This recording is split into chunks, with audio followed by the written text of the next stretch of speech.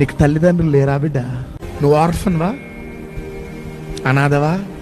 భయపడకో, యేసయ్య నీతో ఉంటాడంతే. నువ్వు ఒక పల్లెటూరు నుంచి వచ్చినావా, పేదరికంలో ఉన్నవా, అందరూ నీకంటే వెనకాల వస్తున్న వారు అంచెలంచెలుగా దీవించబడుతున్నారు. ఎంతకాలం ప్రభు ఈ పేదరికం?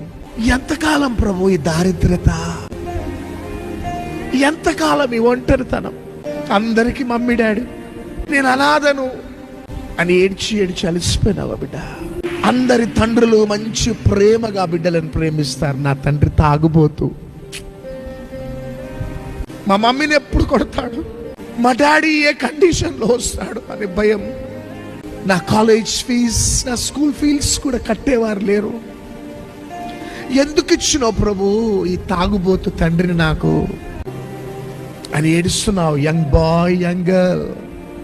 తండ్రి అందరూ మంచి ఫ్లూయెంట్గా ఇంగ్లీష్ మాట్లాడతారు.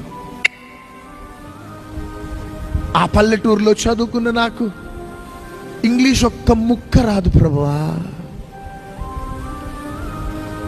ఏదో దేశం వెళ్ళాలని వీసా ఇంటర్వ్యూకి వెళ్తే అందరినీ సెలెక్ట్ చేసుకున్నారు.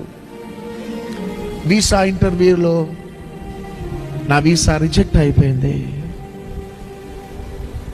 ఎంతకాలం ప్రభు ఈ తృణీకరణ, ఈ ఒంటరితనం, ఈ పేదరికం అని ఏడుస్తున్నావా బిడ్డ?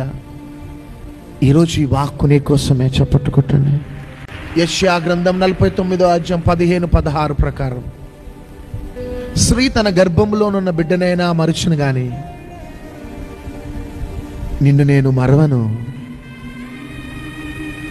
నిన్ను నా అరచేతుల మీదుగా చెప్పుకొని ఉన్నాను.